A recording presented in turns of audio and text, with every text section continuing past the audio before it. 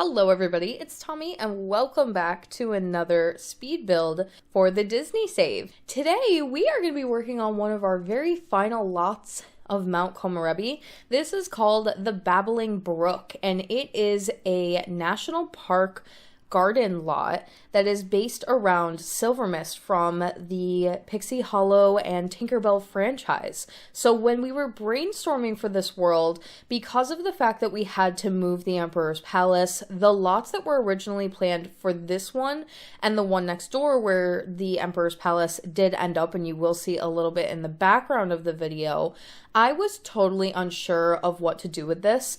It's a very green, landscapey type of lot. I think when you download Snowy Escape, it naturally comes as like a tiny little park, and I really did want to keep it that way, but I wasn't exactly sure how to tie any of it in. And I did a last minute patron meeting, which is something that I do kind of exclusively with patrons when I'm trying to plan out a world and we're trying to come up with like ideas. We do these little brainstorm meetings where we just kind of spitball things that we could put into the save or just get more ideas than my own, because honestly, I love the help and my patrons come up with some of the best ideas for the save file. Like literally some of the best ideas that are in the save currently are only there because patrons have mentioned them. And one of them mentioned the idea of doing a water garden based around Silvermist, specifically because Silvermist is one of the only characters in like the Disney world that is of Asian descent. And because we have already touched Tinkerbell in this world, and we did Periwinkle's house on the hidden lot on the mountain excursion, it made sense to do another Tinkerbell lot in this world and have it be a few lots. So when I'm going over the world overview, I can say there are a couple of Tinkerbell lots here, and there are a couple of Mulan lots and things like that. I like to do maybe a few of each type. Even when I have done Monsters Inc. here, for example, we have 2 Monsters Inc. themed lots. So I do like to do them in bundles instead of just randomly having like one lot from a given movie franchise in a world. I like to kind of group them together.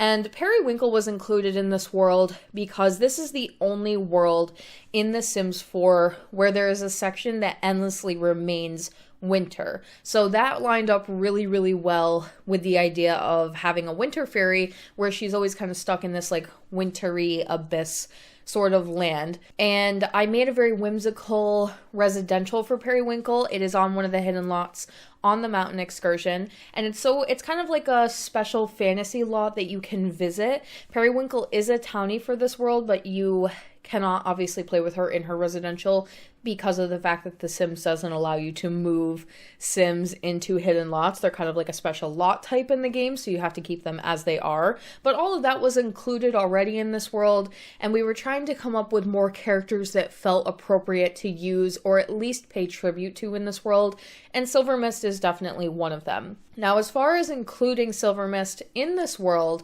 a lot of people have asked me if I'm going to make her a townie, and the answer is actually no. So I really want to make the Tinkerbell fairies properly, and I'd really love for all of them to live together. I could picture almost like a Pixie Hollow seasonal treehouse of some kind, or anything really. Like there's a couple of different ways that we can include the Disney fairies, but Tinkerbell and her main group of friends, I would really love for them to all live together and to have them be more like featured characters with actual residentials in the save so that you can play them as a household. So I decided to skip creating her as a townie for now, and I will be including her hopefully down the line in her own residential so that you can, like I said, play with her along with the other fairies. I'm also kind of waiting and hoping, like I've said many times before, that they do add fairies to The Sims 4 so that we don't have to create them all as spellcasters. I will obviously make all of them as spellcasters if that is what it comes down to, and I think Periwinkle currently in the save is a spellcaster, but I'd love to be able to come back and update her and make her a proper fairy and give her wings, and obviously create all of the other fairies the same way. And there is a long list of fairies in the Disney universe that I would love to be able to make properly. The 3 fairies from Sleeping Beauty, we have the fairy from Pinocchio, we have fairy godmother from Cinderella. So obviously I'm kind of waiting for a lot of those bigger characters to hopefully properly do them. And I have to say, the odds are looking a lot better than I would have thought a few months ago. I really was unsure if we were ever going to get fairies, although it was like something that was really obviously a hope of mine. Now there's been a few things that sort of hint to the idea that it could be the next occult that we get. And honestly, you know that would make me so happy because it would be super, super helpful for the save file. So Silvermist will be included later on, but for now we could at least do a special fantasy garden lot, more specifically a water garden, because she is obviously a water fairy. So we have lots of fountains here. We have lots of more whimsical plants, especially things that come in blue and flowers that come in blue. And I found these really special trees from the Star Wars pack that I've never seen before, but they have like these caged crystals hanging off of them. They are debug trees, and of course, here I am yet again talking about the Star Wars pack, but it is a builder's dream pack. I have to say, so many of the things that come in the debug section of the Star Wars pack are just like really up my alley, and these trees are definitely one of them. They have these beautiful crystals trapped inside cages, and I thought to make it even a little bit more special, we would take those glowy blue debug orbs from Realm of Magic that I think are from actually casting spells, and size them up and down and kind of put them in the cages with the crystal to make it look like at night, which will be in a little bit of the footage at the end of the video, we have this place kind of glowing and have that very magical type of element that you would want like a fairy water garden to have, along with some of the more alien looking plants in the game. I think the ones that actually come with Get to Work because of aliens, like the blue glowy mushrooms and the floating blue flowers. But basically across the board, I wanted this to be lots of water, lots of fountains, a little bit of like an overgrown garden with just tons of plants. I didn't want it to be packed all the way to the edge of the lot because it would have felt really, really squared off and looked kind of funny, but I still wanted it to feel really natural. And then also use like ponds, or we have the pond item from Get Famous that you can fill with koi fish and things like that. So I definitely wanted to use that as well. And then I did go ahead in the center of the lot and pop down a pool and sort of make it look like its own pond. Now we are getting a pond tool with one of the updates that's going to be coming for the new Sims 4 pack. And I'm going to have to go back and basically fix every single river and pond I've ever made. I'm not totally mad about it because the new kind of thing about the ponds is that your Sims can't swim in them, which I think a lot of people are going to be very frustrated by. But I definitely am not one of those people because I tend to use pools as a way to make rivers. And I don't like using fountains because they're not deep enough. You can use the fountain tool, obviously, and sort of create a very similar type of thing, but they're not deep enough. So when you look at them from certain angles, they look a little bit funny. And so I tend to use pools, but the biggest problem with using pools is that your Sims get so excited by them. And Sims tend to be gravitated towards like certain objects in this game. One of them is definitely pools. So if your Sim has access to the pool, they will like immediately come over and start swimming in it. And so I do try my best to completely clutter up the edges with rocks and plants and basically make it so that your Sims cannot access it, but it doesn't always work. And one that I can think of, for example, is actually a pond that I had put on Gaston's lot in Willow Creek. He has his own little pond that I put there, and when I was playtesting, Gaston and LeFou just endlessly love to go outside and swim in the pond, and it's very annoying because they're not meant to be doing it at the level that they are. So I'd love to be able to go back and actually fix that so that they're not constantly trying to swim. And at the end of the day, it is a pool, so they're using it like a pool, and I totally get it, but it's very annoying, and I'm kind of excited to be able to go back and fix some of those areas. I'm not as excited for lots like Mulan's house because she has this beautiful river out the backside of the farm, and it took me forever to landscape it, and now I basically have to redo the whole thing. So we're going to go over there and try and fix it when we get the pond update. And all that to say that I will probably have to come back to this lot and edit it at some point and actually make this little pool area into a proper pond. But for now, this is what I wanted to do. Given that the new pack is not actually coming out until July 22nd, and we still have quite a bit of time left, I didn't want to wait. We are so close to the end of finishing Mount Komorebi, and I really, really want to get a version of this out and available for people to download before the new pack comes out. So we're going to do this for now. It is something that I will probably come back an update later, but I think it actually looks pretty good. And honestly, if your Sims can't get to it, I might not change it too much because the bridge and everything worked out really well. That bridge is actually from Debug. Your Sims, I don't believe, will be able to walk across it because it is a debug item, but we currently can't make curved bridges like that in the game. So again, many of the things that, like, if we ever get updates where I can make things a little bit more custom, I can do a curved bridge, those types of things, I will come back and make it a little bit more interactable. But to me, having this lot be a little bit more scenic, given that it is based after a fairy, it's a garden, and we have lots of water elements and stuff here,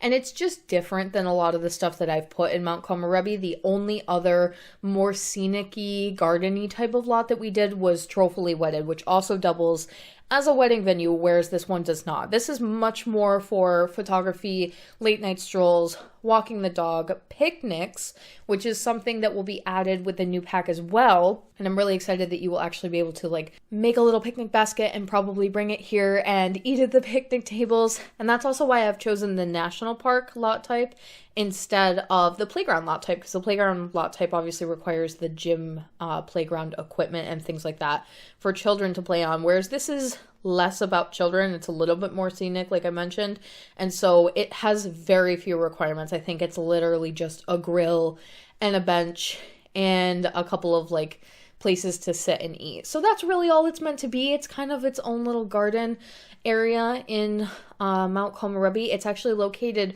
right behind the Emperor's Palace, so it's kind of like a fantasy whimsical lot behind one of the more significant lots I feel in this world, and an area I feel of Mount Komorebi where you would really want to, like, tour and have festivals and parties and things like that. And even so, you could do, like, cute little parties and stuff here, and there's stuff to do in, like, the surrounding area as well. So that was really the goal at the end of the day. I'm using a ton of debug items as well, so this lot is basically just about properly placing everything around and making sure that I get every single little plant fitting and shaped to the proper areas, and we don't have it, like, look like it's too much, where it's like a garden that's so overgrown that it looks like it's not being taken care of, and then you're just, like, more concerned about that than anything else, but still having it be a little bit more fantasy with lots of, like, weird kind of plants and stuff thrown about. Now, I do want to update you guys about the stuff that's going to be coming out for the Disney Save and videos and content and things like that over the next couple of weeks. So like I mentioned, the new Sims pack actually does not come out until July 22nd, which means we have quite a bit of time, almost a month before the next world is coming out. And many people have asked me what the next world is going to be. And basically what I'm planning to do is do kind of like a combination of Henford on Bagley with Windenburg at the same time.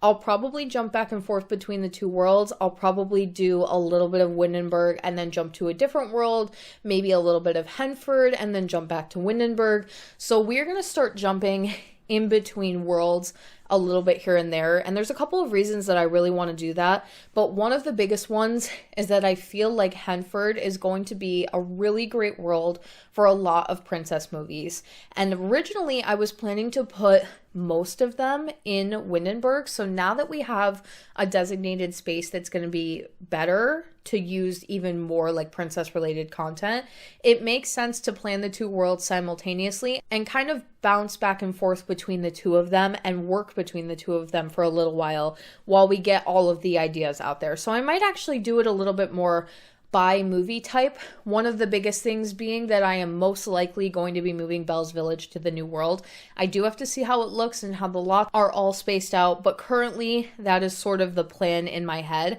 And then I would probably be doing Beast Castle in that world as well. I do have confirmation from a sim guru on Twitter that there is a 64 lot in that world, so we do have room for a castle, and obviously if we're going to have Belle's Village there, I do feel like having Beast Castle in the same world is probably the most appropriate appropriate way to go. But other than that, I still have to plan the rest of the world. I am thinking that we're going to do cottages, probably Snow White and Sleeping Beauty. I will probably come up with more ideas, and I'm sure patrons will come up with some amazing, beautiful ideas as well. So I'm going to be planning all of that. And in the meantime of planning, I'm also going to be finalizing Mount Komorebi, fully playtested and ready for download, and Forgotten Hollow that I never finished before because I kind of broke the save file. So I'm going to be putting out both of those, making sure all of my builds are updated and uploaded to the gallery according to all of the new packs and updates, and basically just catching myself up from some stuff that's been piling for a while, which means that videos might not be coming out as regularly, but you will likely be getting tour videos in its place in the next few weeks here. I have to do a tour video of Forgotten Hollow, and then we're going to do probably a pretty long tour video of Mount Komorebi. But the way that I like to do those is actually by releasing the download for the Disney save at the same time that I put up the tour video. So I have to finish the testing part before I can do the tour videos. And then once all of that stuff is out, we're going to be at kind of like an end point or a checkpoint for me with the Disney save, and I'll feel really good about taking on some of the bigger worlds, being Windenburg and Henford, and some of the bigger movie franchises as well. Like, we obviously have a ton of Beauty and the Beast, Cinderella's Castle, Tremaine Manor, probably Alice in Wonderland, probably Tangled, and lots of castles.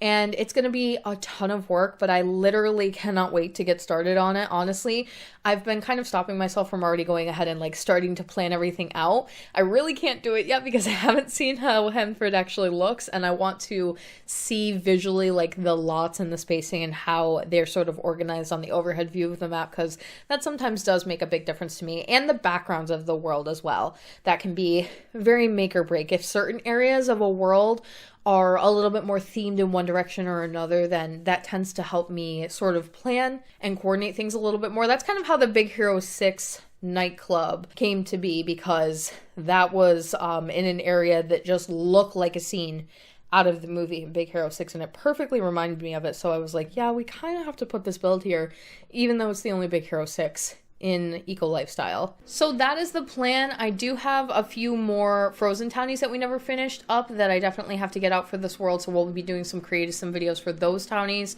as well as I'm sure a few other, if there are, I don't know, I can't remember if I have any more townies off the top of my head, but townie videos, tour videos, and then if you want to come and hang out on Twitch, I feel like over the next couple of weeks, Twitch is really going to be a lot of administrative work on the Disney save and like background stuff. So playtesting, giving characters stats, adding relationships, playtesting builds, adding additional outfits, making sure everybody's voices are correct, doing all of that stuff that I typically do on my own. I'm probably going to end up streaming quite a bit of it because I just don't have content for like the next month, if I'm honest. And I think it'll be a little bit fun to kind of relax and hang out and maybe get some opinions on things in the save that I don't normally have another person there to give an opinion on. So come hang out. My Twitch is linked in my description box down below if you'd like to come and do some like a little administrative work for the Disney save. And I'll probably be talking a lot about plans and things that are coming up for the save file as well. I usually give more spoiler-y type of stuff over there, like I'll accidentally slip and mention what I'm going to be building next or what movie's going to be in what world, and like we talk about all that kind of stuff over there. So give me a follow, link down below, and then come hang out. I stream 3 times a week, Tuesday, Thursday, Friday at 10:30 and 12:30 a.m. EST. Also linked down below is my TikTok account, which I've recently revamped to show off some of the Disney Save stuff. I've had other things on there before, but I realized that I probably should be using it for Disney Save things. So if you follow me over there, you can keep track of builds and stuff that are coming out. I actually just feature a lot of like my builds and my sims and explain them. And if you weren't here for earlier parts of the save when I did like Willow Creek, for example, I'm currently going through each of the builds and like talking about them one by one through Willow Creek, so you can get a little bit more background on some of the stuff that you may have missed. And then lastly, to round out the video here, I wanted to add a little bit of lighting at night, just so that this place isn't like totally dark, but I really wanted the lighting to be very low and scenic and just calming and not overwhelming. Like no street lights or crazy bright lights, just a couple of these dangling ones that give sort of a low glow to the area instead. And that is basically going to be it for today. Let me know what you thought of the Babbling Brook in the comment section down below. If you would like to support the Disney Save on Patreon, you can do so by clicking the link in my description box down below or the one at the end of the video. Thank you all so much for watching. Don't forget to like and subscribe for more. Hit that little bell icon below to turn on post notifications so you can get updated every single time I post. And I will talk to you all in the next one.